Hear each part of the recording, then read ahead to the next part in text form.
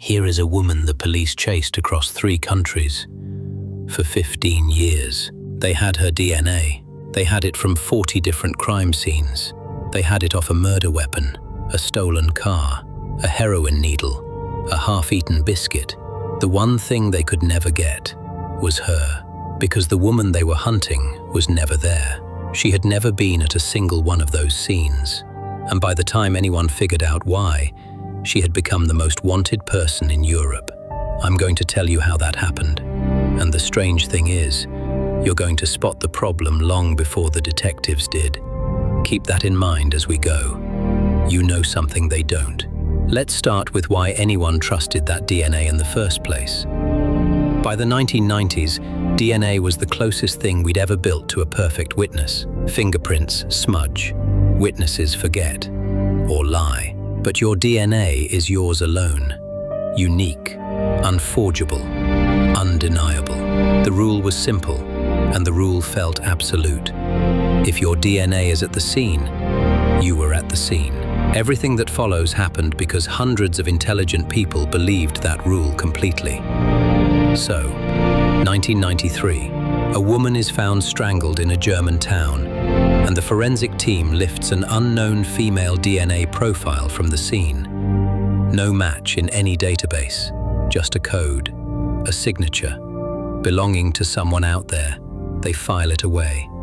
And then, the signature comes back. Same female DNA, a different crime, a different town. Then another, and here's where it stops making sense. These crimes have nothing to do with each other. One is a murder, one is a break-in, one is a stolen car, where the only trace of her is on the dashboard. There's a burglary, a drug house. Over the years, it will pile up to around 40 cases, scattered across Germany, Austria, and France. Now you already know the catch, because I told you, but sit inside the investigators' heads for a second, because they don't.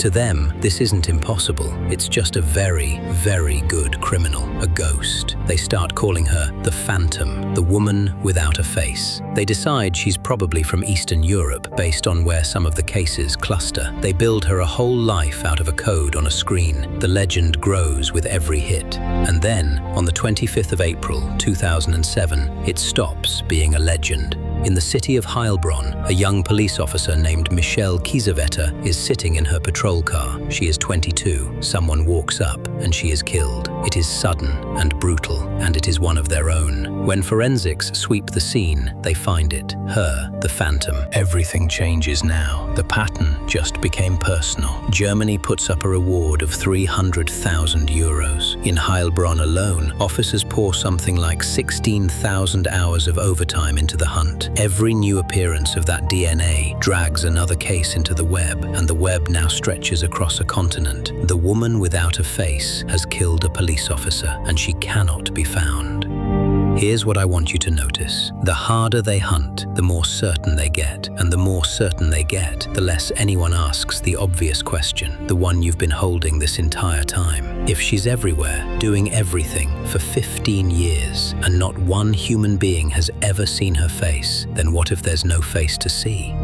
The answer came in March of 2009. It came from a body. Investigators were trying to identify a dead man, an asylum seeker found badly burned. Routine work. You take a DNA sample, you run it, you give the man his name back. So they swab the remains, send it off, and wait. The result comes back. The DNA is female.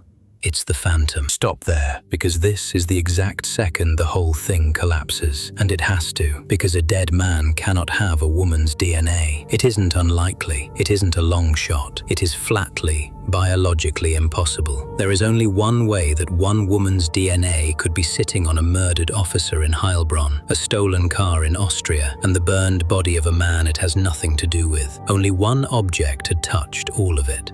The cotton swab, the tool they use to collect the evidence. They pull that thread, and the whole thing comes apart in their hands. Every case tied to the Phantom had used cotton swabs from the same manufacturer. And here's the detail that had been hiding in plain sight for 15 years, printed right on the box. Those swabs were certified sterile. Sterile. That word had reassured everyone the entire time. But sterile means one thing only: free of living bacteria. It does not mean free free of human DNA, and the process that kills the germs doesn't touch DNA at all. The swabs were spotless in the way that matters for medicine. They were quietly, invisibly contaminated in the way that matters for catching a killer. And the contamination had a source. The DNA belonged to a woman who worked at the factory, one of the people who handled the swabs as they came off the line and into the packaging. She had never committed a crime. She had never been near any of those scenes. Her DNA had simply brushed onto a cotton tip in a factory, and then that swab was shipped out, opened by a detective and pressed against a crime scene. Over and over,